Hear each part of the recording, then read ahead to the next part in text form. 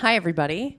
That was excellent. That was super fun. Very weird mix, but you know what blows my mind the most is the connection between Stevie and Dizzler that I found. What was the Where connection? Dizzler was in like an orphanage, and Stevie had the foster home thing, and they were like coming back, and like they just couldn't they're trying to get themselves together. Yeah.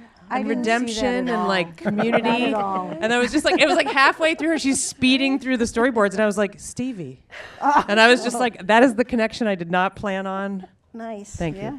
Well, That's good programming for you. Let's just start. I want to start down there with Dana. Okay. So let's go in order on the couch, even though we're not in screening order. We're not sitting in screening order. Dana, since yours stands out as the one documentary piece, obviously, and like not funny. Although there's some beautiful humor in the scene that's just really natural. Just when Stevie gets to laugh at something, or the wonderful foster mom who has moments where she's just like, she's like such a great laugh, and she's so sort of joyous that there is sort of levity even in that really heavy scene. But what I wanted to talk to you about is the way that all comes together. So obviously we see Steve, who is the director, documentarian, interviewer, and he's on screen. And there were a couple different cinematographers, and I'm curious about how that all came together, how many people are on camera in that scene, and how you guys worked as a collaborative group. Like, how would you describe, is it like, did you pre-meet and plan things, or do you feel like you were just kind of like working telepathically in tandem, or, yeah. okay. Well, it originally started that Stevie, the film, was a collaboration between Steve James and Peter Gilbert, who had teamed up on Hoop Dreams together. And it was supposed to be like a short half-hour film, shot on film. And as Steve, the filmmaker, started to dig more into the character or person, Stevie realized this was going to be a longer film. And Peter had other irons in the fire. And I was camera assisting for Peter at the time for a lot of different things. And then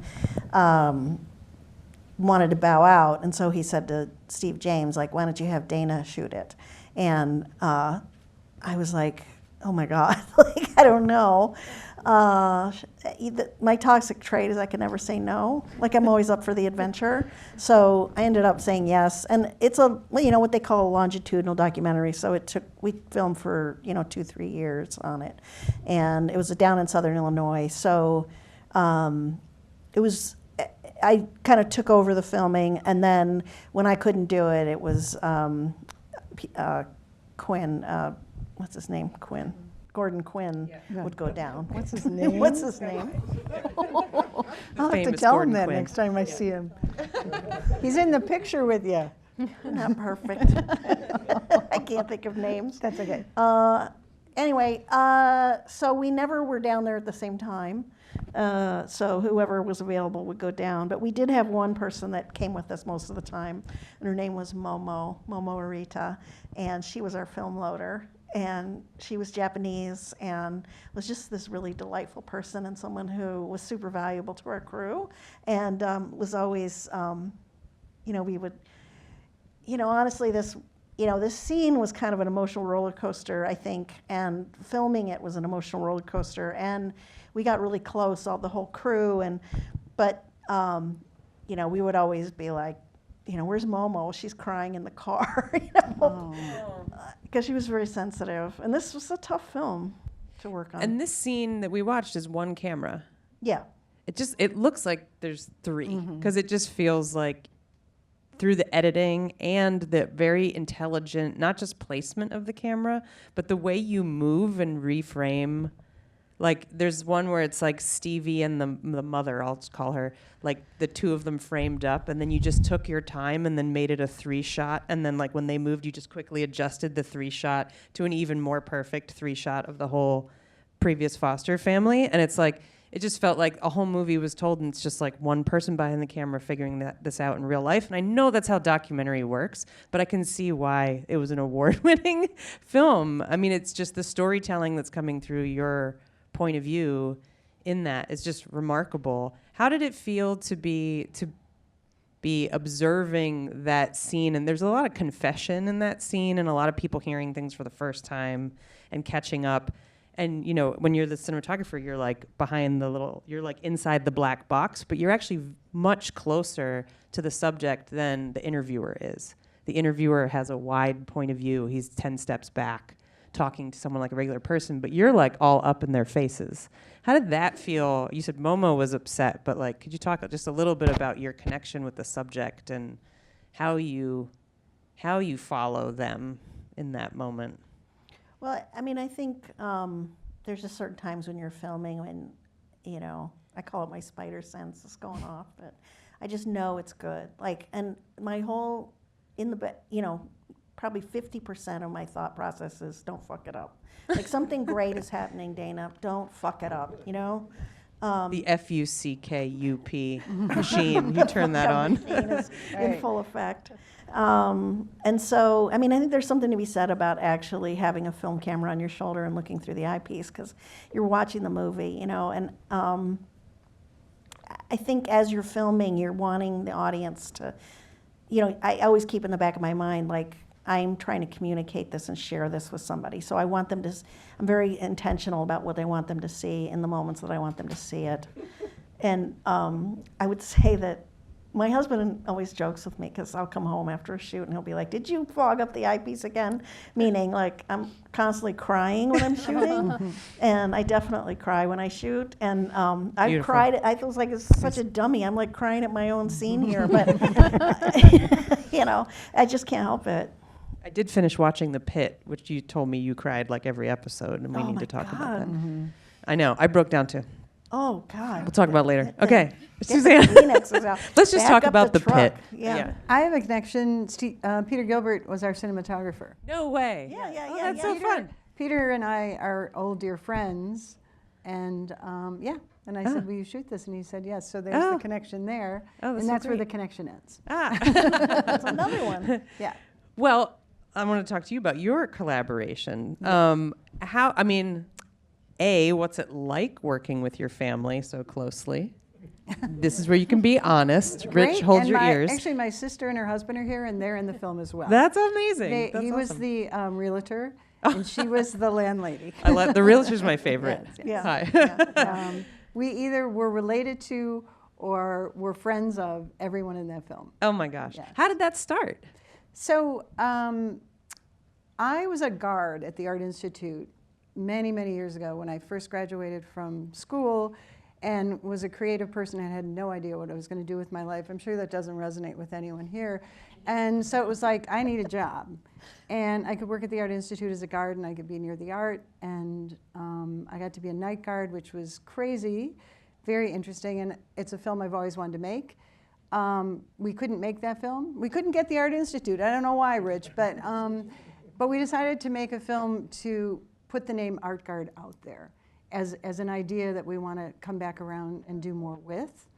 The other piece of it, though, was that as Rich and I started talking, he's been in the film business forever. I've been in the film business forever. We've never worked with each other. And we decided after being married for 100 years and raising 2 children, let's see if making a film together destroys our marriage. And in fact, we used to work in the backyard writing the script, and our neighbor would say, you guys are having so much fun. And I said, we're having more fun doing this than a lot of stuff that we've done as parents or as partners. But long story short, I think, and I will say this, and I've said this before, I've been really inspired by our students. For a long time, I was an editor, I was a documentary editor and filmmaker, and but always interested in comedy, always interested in fiction. And since I'd been teaching here, I hadn't been making much work or any work.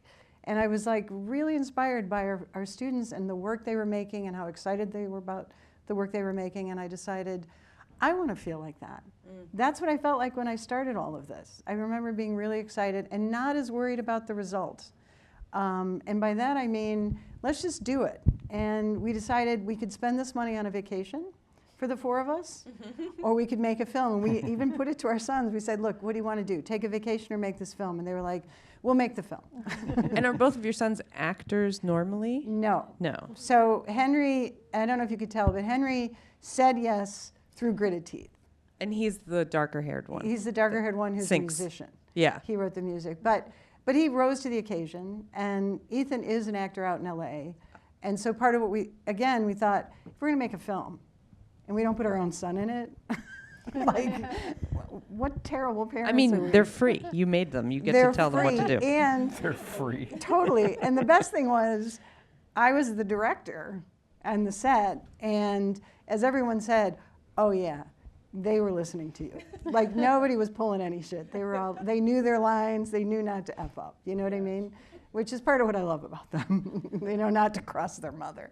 But anyways, so that's how it started. It started as, let's see what we can do. I will tell you, a lot of the lines in the film are things we actually heard our sons say or our sons' friends say, including the pennies. I threw in the Venus de Milo, or maybe you did. And then it was like, That was Henry. oh, that was Henry, okay. And then the savings bonds are actually real, and we just cashed them in for our sons. And because it was one of those, $925. we've been holding on to them since they were born from their grandmother, and it's like, so that, I used that real savings bond, and it's in the film, but we changed the names on the savings. So this is a documentary. So it is a lot more That's like the behind Dana's the film than we scenes of thought. it, Okay, right. yeah. We used, my husband was a location manager for many years. Is this getting too long? Just tell me to. But my husband was a location manager for many years, and there were all these locations that he always loved, or felt like, he always like, we're shooting in, what's the place called? Taste of Lebanon. Taste of Lebanon. Little plug for Taste of Lebanon. Yeah, great We're shooting in Taste of Lebanon because I love that mural, and I'm like, okay. And you look- filmed in the hideout. And we filmed It at the just hideout. occurred to me watching it this time. I was like, Yes. that's the hideout The bar. hideout, because we know we have connections to the hideout.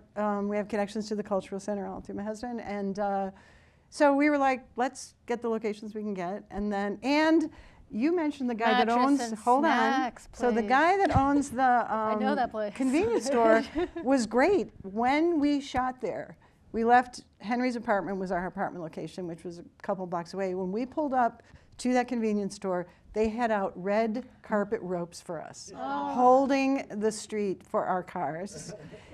And they were so excited. And their son, Mohammed, was related to someone who owned the store and wanted to be in the film so badly. And we said, and Rich, of course, said, we'll get him in. And I said, great, where are we putting him in? So we filmed that scene with him at the end where he comes out and says, hey, mister, you want some ice cream? And he did about 20 takes of it. But he was great. And it was like, where are we putting that? And Rich says, we're putting it in the film. So we put it at the very end. That's perfect. So anyways. It's funny because long-winded you answer. also see like Ice Cream Boy in the credits, and you're like, Ice Cream Boy, and then he says it. I like that. Anyways. Yeah, awesome.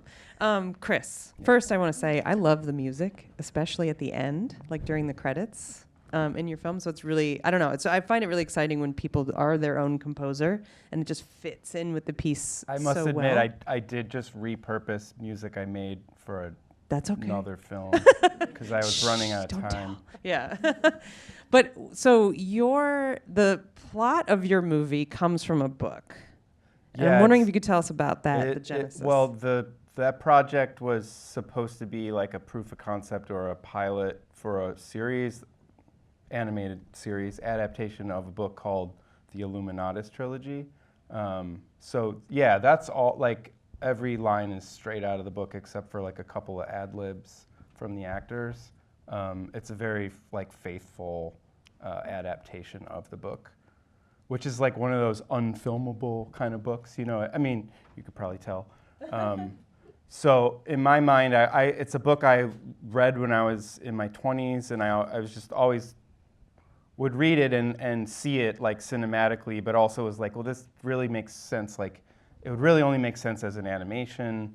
You know, you would need like a Marvel level budget to do it, and it would suck. It would be bad.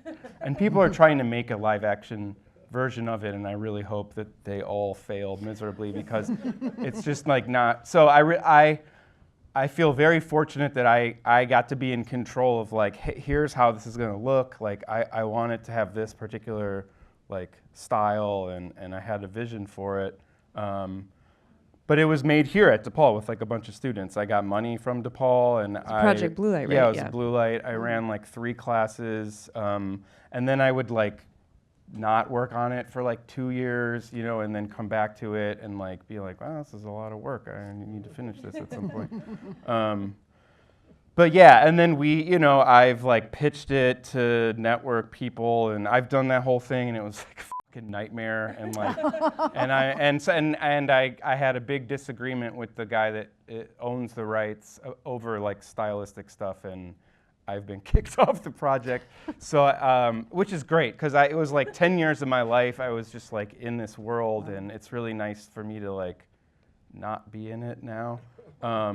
But yeah, it's great. Like it was not made for like festivals and stuff. It's like, as you could probably tell, it's a weird thing. But yeah, it's been great to like get out. I mean, like some fests really like it. People know the book. Some people know the book, and I think they can appreciate it on like another level too. Well, I was going to say, I think you should ride the coattails of Paul Thomas Anderson doing all this Thomas Pynchon stuff, because it was in the middle of watching it again this time. Well, Pynchon is a much better but author. It's like it's got that same vibe of like, I mean, even just how do you take a novel and cram it into an animation, and then these novels that have like conspiracy, hallucination, drug use, like it doesn't make sense when you're reading it.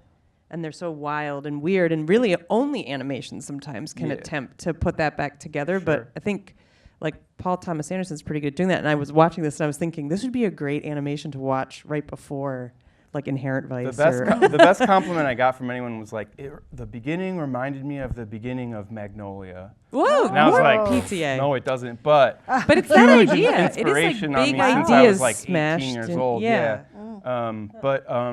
Yeah, I mean, those Pynchon books and like Illuminatus, those authors were like working around the same time. It's California, like political paranoia and conspiracy. I mean, Pynchon is like highbrow, and Wilson and Shea are like more lowbrow. Our level, yeah. Yeah, I mean, they like Pynchon won like MacArthur grant, and they sold like some books. Yeah. Briefly, can you tell us how did it come to be that you got to work with Alex Cox, the director of like Repo Man, and Andy Stasulis, who's back there somewhere, who I collaborated with and is a good friend of mine and a colleague.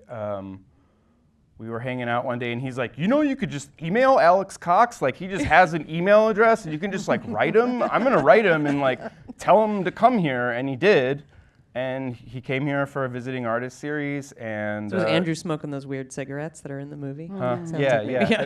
And I was like, Alex is really into conspiracy stuff, and I was like, do you know this book? And he's like, of course I know that book, And then, a year or so later, we were like, hey, Alex, do you want like a very small sum of money to be the narrator? And he was like, sure. So Andy and I went up to Oregon, and his little compound, he lives on a mountain in southern Oregon, him and his partner Todd Davies, and yeah, we like recorded it on a mic like this, like it was. It sounds great, and I feel like his voice really, it's like for how wild it is, it really holds the whole thing together. I really wanted a British narrator for some reason. It like adds like some authenticity to it, but it was really cool that like the other actors knew of the book, but they hadn't read it. But Alex is like, he's amazing. So it was great to work with him, and I still like when I get into a festival, I'll be like, Alex, and he's like, felicitations, like. Oh, nice. So it's like, it's great to like have that connection. Still. Awesome. Yeah. Cool. Amy. Yeah. You make work in a lot of different forms. Like you've done 16 millimeter animation, hand drawn stuff, computerized animation. Obviously, we've seen a website now, and you're going to be doing this 3D. Will that be your first 3D animation film, or do you have other 3D?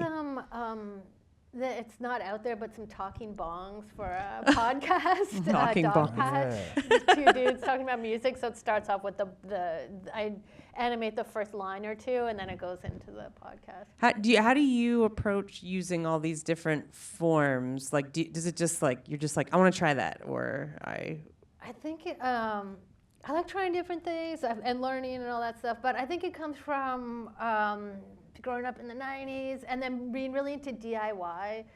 And then at the time, the idea, like the internet wasn't really a thing. Animation was on film, so it was the idea of making a cartoon was very like far away. It's not something I could just do at home or do without a lot of money. So the idea of making my own media, whether it's like printed matter or cartoons or a pilot for a show, or like that's supposed to be like anime, serialized chapters. So it was really exciting. So I think what I'm attracted to is just playing with these structures. You know what I mean? So I think that, because I was trying to think, I think that might be the common denominator that makes sense why I'm using all this different, like why I think making a t-shirt is like an art project. You know what I mean? So, Yeah. It's totally exciting. I want to let you all know that we're going to go into questions pretty soon. So if people have questions and they want to start lining up over there in the back, see, it's like a dark corner. I think there's a microphone set up. Am I right? I figure sometimes it takes a minute for people to get ready for that, so I'm going to give you a little time. I don't know if they'll turn a light on or something so that you can see. I can't see beyond these lights in my face. Yeah. No. That's great. Thank you. Amy, I was really intrigued too with the way that you went through your PDF and sort of read us the storyboards. How much of yourself do you often put in the work? Do you ever do the voices and the sound? I mean, it sounded to me like you probably do some voices and sound effects frequently. And like, how is that another big part of it for you as an artist, to just like get your hands and your voice in there too? Yeah, so I did, and like a lot of my original like my early animations, I think I did most of the sound effects and voices. Sometimes I would get some friends to do them. So it is a big part of it. I think maybe being a bit of a control freak, so and being cheap and a catastrophizer. So it's like if I hire someone and I don't get the line, then I'm gonna have to rent the place out again, or they might die, and I'll never get that line, and I'll have to find someone else. So if I can control it and do it on my own time, then it gives me more room to also just play around, and I'm not like on the spot sort of thing. But but it's fun to like collaborate with friends too, and And you did have a couple of collaborators on both of these pieces. Yes. Yeah. Can you talk? And well, you mentioned J.L. Flanagan, who I know as well. Oh, you know Jill. Yes, the local performance artist and musician. Were the collaborators a lot from Chicago or from all over the place? So for filming, it was mostly Chicago. I just moved here, and I'm in like the comics, animation, weirdo zine scene, so I kind of knew people a little bit, you know? And then somehow, I don't know, I got these people to come to my apartment and agree to be these characters. And then I was just like, okay, here's your costume. And I was like, okay, like Jill can pull off like a German art performance stripper. You know what I mean? Like, so I was like, okay, you're gonna be this. And then it was just like, okay, we're hanging out. And I'm like, okay, why don't you try this? Why don't you try that? And then just gauging it and seeing what they get excited by and just kind of like doing that, So I don't want to put you on the spot, but could we pull off the German performance artist strippers, or what would Everyone, our? I think. Would you give us our? Yeah, right. Just like look at people and be like, German performance artist stripper. Okay, let's Spanish go. performance art yeah. modeler. What was the other one? Mrs. Garrett as sort of like a rabbit dog. Yeah. Do we have any questions yet? Anybody out there? All right, I have a question for everyone. I just want to know, during the process of filmmaking, what was something that you all learned that you wanted to implement to your students who want to go in to make films as well? Good question. Let's start on that side. Back to Dana. Dana, it's your turn again. Oh, no. Well, I mean, I feel like I'm always talking about it in my classes, all the mistakes I've made and trying to help people avoid them. I don't know. With that, were there any mistakes from Stevie that you think you bring up? Well, you know what's interesting to me about Stevie is that it was really kind of one of my very first documentaries that I ever shot. And Steve James, because it was a drive down there and a drive back, and we would just talk the whole way down and talk the whole way back and kind of debrief on what happened.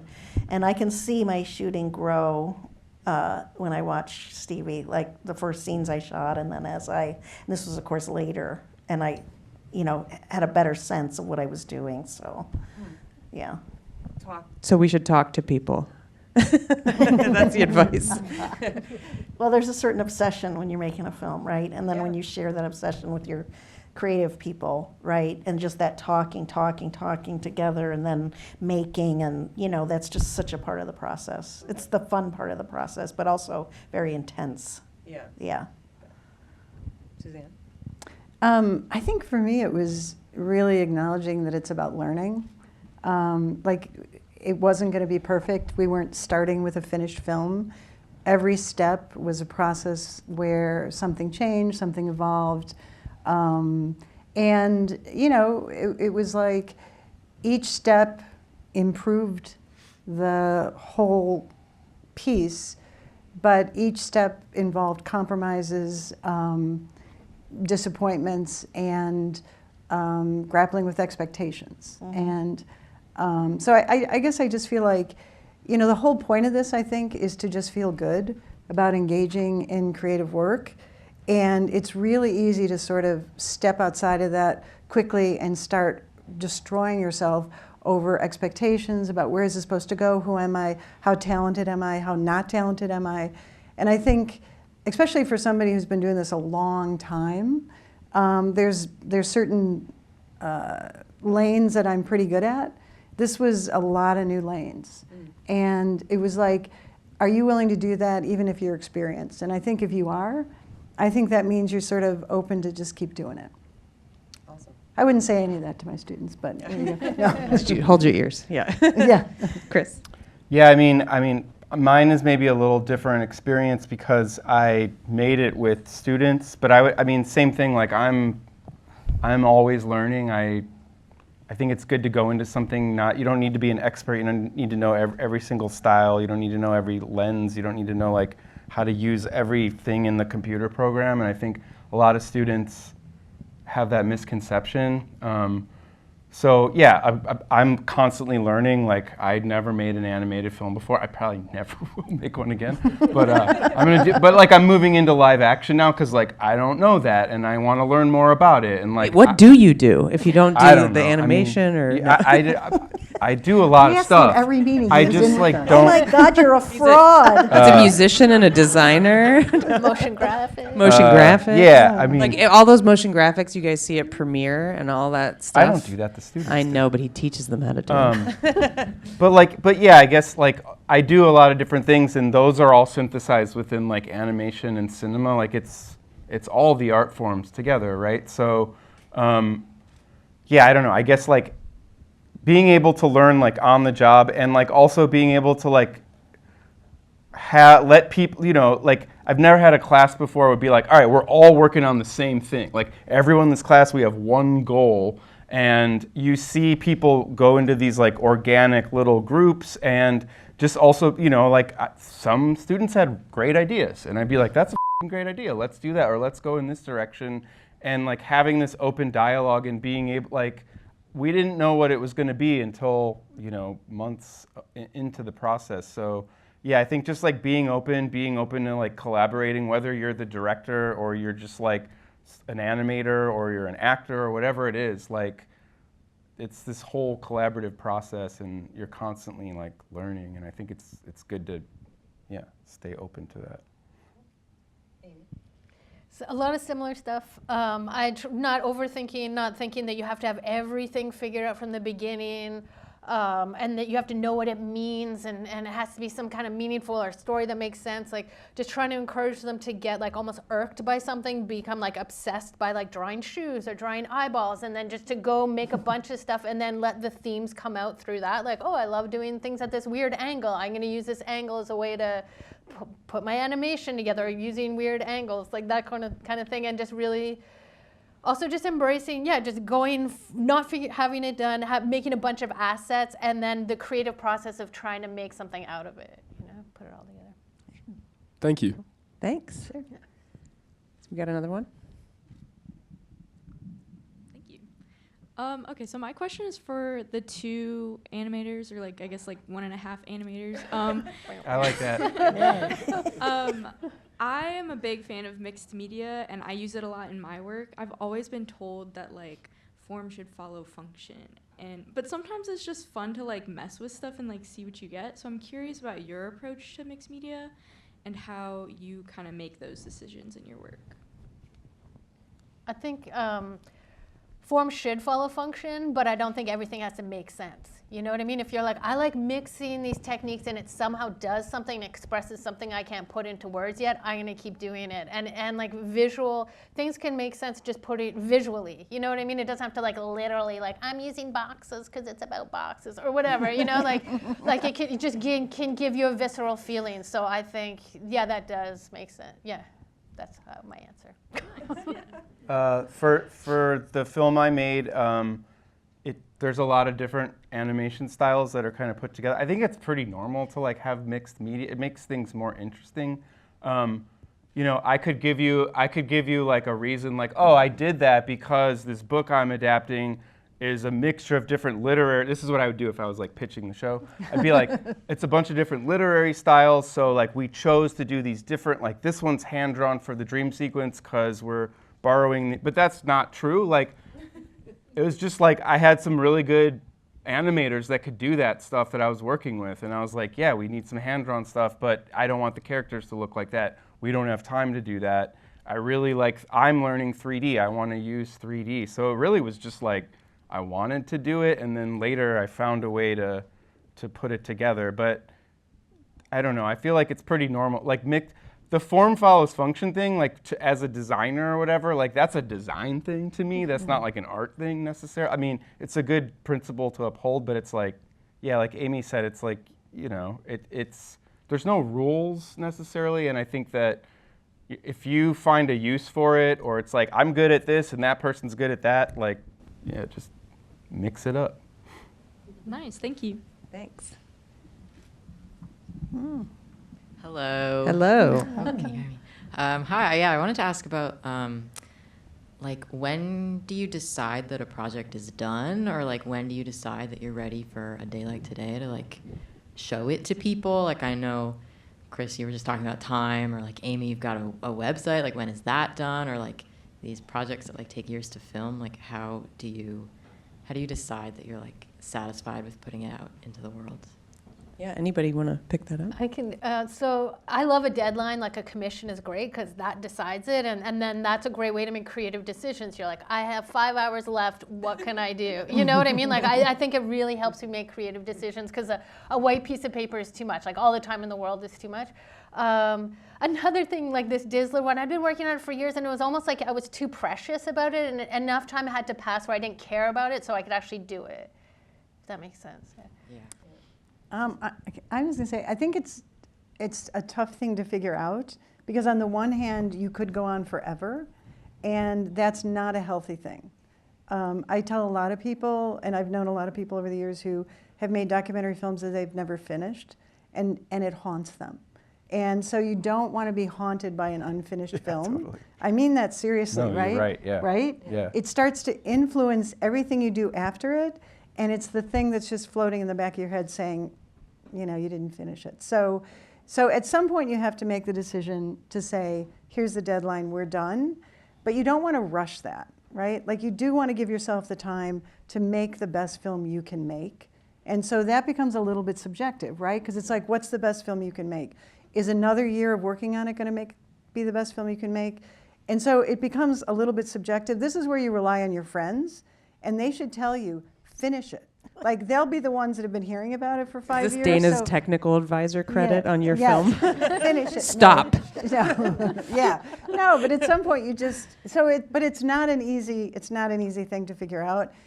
Professionally though, if you're working like you said at commissioned work, most of the time I would finish stuff because we had to deliver it to somebody. And so you back time from the day you have to deliver it to the very last minute you can finish everything you can do on it. Well, I think the tragedy or the hard thing, right, is you're always becoming a better filmmaker. You're getting better at your craft, and then you look back at what you did, and you're like, I could do that better. And then you get better, and then I could do that better, and then, right, and then that's that loop. So, yeah, that's the trouble. So Everything you did. I in the past did always do looks that in my terrible. film. I was like, this looks like shit. I have to redo this whole thing, so this will take another 4 or 5 months or whatever. Or I don't know how, this looks bad, I need to redo it. And I didn't have a deadline, so it went on and on forever. So what I would suggest is find a festival you really want to get into that's like a few months down the line, and be like that. Even if you don't totally finish it, you can still like submit it and, you know, mess around with it.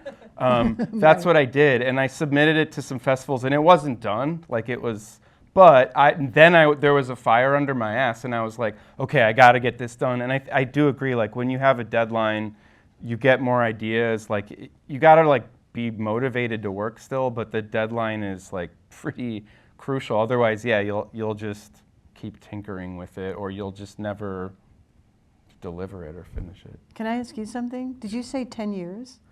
Yeah, I didn't like, I started the project like pitching it, getting the money for it, and then, yeah, I wasn't like animating it for 10 years. No, but it was not 8 years actually, yeah. So how do you keep your, if you don't mind me jumping in here, how do you keep your files and stuff? No, not your files. I know how you keep your files. I don't know. You How don't do you know all back how up I your do it. files? Well, I don't know how I to don't keep know your how files. It's very How do you keep unorganized. your enthusiasm over 8 years? Well, I really, like I said, like I think you need to, great question, Suzanne. You have to be like into what you're doing, right? Like you have to love it. You have to like, so I love doing this. I love making films. I love collaborating with people. So I think that's a big part of it. You have to, but, so yeah, I think just, and like what you're saying, like, do I want to like, not to get dark, but like my dad passed away and I was like, I don't want to die and not finish my film. Literally, that's what happened. And I was like, I'm going to die and Illuminatus will never be finished and it'll suck. Oh, man. And it honestly, and that's what got me moving, you know, like, but whatever it is, whatever the reason is, takes, yeah. right? But it's the same thing Susanne was saying, that it's like you don't want to be haunted by this thing you've been working on for so long that you put so much time and effort into that you're just like, yeah, I never got around to finishing that, or, you know. Well, you could hire like a hitman, and you could say, if I don't finish this film by the end of the year, come find me Yeah. and shoot And me. then last day, the upload's really slow. You're like, no! No! Bad internet! Don't wipe me out! It's so Yeah, funny. so hopefully that was helpful, especially the hiring a hitman. On my way in this morning, I decided to listen to Morrissey, and I was listening to, and I have, as soon as one of you said, I think Suzanne said something, and now I have this lyric stuck in my head where he just says, and it could go on forever, in which case I'm doomed. Morrissey, you know, we don't have to talk about his political stuff right now. Jorge, hi. Hi. Thank you all for your insights so far.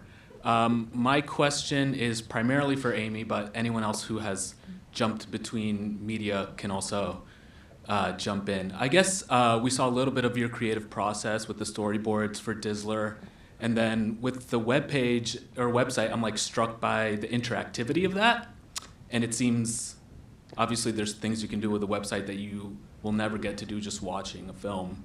So I'm wondering, in your creative process, how do you approach them? Do you approach them differently, and how do you think about what you're trying to achieve with each different media that you're working in? What do I think? So I guess with each one, I'm just trying to play with the structure and make the most out of it in a way. So I guess with the website, it was like, what do I have to work with? Bad design, point and click, you know, addresses, like everything becomes like a thing, opportunity for creativity, like how the form should match the whatever we were talking about. Form follows function.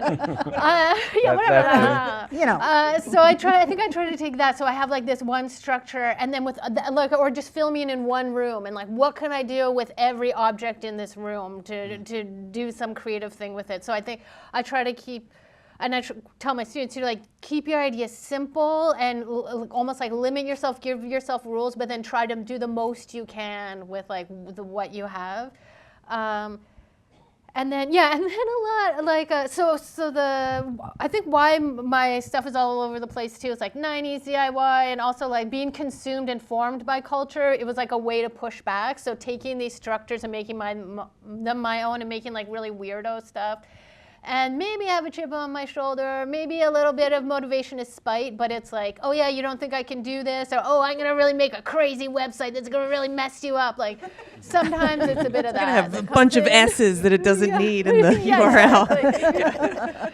So yeah, it's like playing with that, and then so sometimes the audience, like I have to block it out sometimes, or I'll think like I'll be doing it for one person, or else I'll be doing it. I think spite is a great motivator. You don't want to be bitter, but it's also just like all the people that you don't think you can do it. It's all just voices your own self-doubt. So if you're just like, well, I'll show you, you're just showing yourself. Yeah. So it's like that kind of thing. You're like, yeah. I'm glad you hear those voices too, because I'm like, why are they yelling at me all the time? And I'm like, oh, it's me. Yeah. Awesome. That was our last question in the Q&A, I believe. I don't know if you guys know this, but there's a reception afterwards just down the hall, which will give us a chance to chat with everybody more one-on-one. You can ask more nitty-gritty questions. There's a lot of other artists and faculty and brilliant students in the room. And so it's a really great time for all of us to kind of get to know each other a little bit better and maybe even find out what classes these folks are teaching, except for Suzanne, who ran away. In case, now's a good time to take classes in other disciplines, get those major electives, like and a pick blue some light other or stuff. something? Chris has a blue light coming up again with Gwen. Yeah, that's a good one. That's a good ending. Oh, and I have one thing. Oh yeah, sure. I'm writing something with Gwen Infazino, who is a good friend of mine that I've known since high school. She teaches here. And directing? Yes. Yeah. And it is a coming-of-age rave movie. It takes place at a rave in the past, so something I'm familiar with. And it has to do with our culture, I guess, and how it's going down the tubes, and yeah. Is it? Yeah, kind of. But I mean, yeah, I don't know. That was a terrible pitch of it, but it's a rave horror Take a comedy depressing movie. class with Chris. And I think you had him at rave. Yeah, rave is all you need to know. Bring your pacifiers. Right. And it's going to be a fiction film. Yes. Yes. And when can we sign up? Winter? Great questions. We're figuring out when it's going to meet. We want to. Monday afternoon. What? Who is that? I don't know who's yelling that out. Oh, it's Meg. Oh, okay. Oh, hey, Meg. Meg, stop. Please stop. It's a winter. I don't know when it's going to meet. I'll it's send winter an or email. spring. We're gonna send stuff He's out on writing Monday. the email. I'm as literally we writing speak. the email right now. Please Stop the pressure. It's a rave. And Suzanne. I just wanted to mention, and I think he was in the audience, but maybe he left. But Brian Andrews, I'm working with Brian Andrews as the editor on his project, The Lagoon, which is super awesome. And lots of faculty who have worked on it, fabulous students working on it. But there's a winner blue light for sound. Do I have that right, Brian? That's right. Yes. Information's around if you're a sound person, and one lucky assistant colorist that we need. Please. It's just sound and color? Oh, we're doing the VFX stuff is happening. For that project. Yeah, for that I project. thought you meant there was a new project, Blue Light, that only needed sound and Sound and color. And I color, was yeah. like, sign me up. Yeah, no. Like a James Terrell. Same project. Okay, that's all. Thank you, everybody. See you Thanks, See you everybody. down the hall.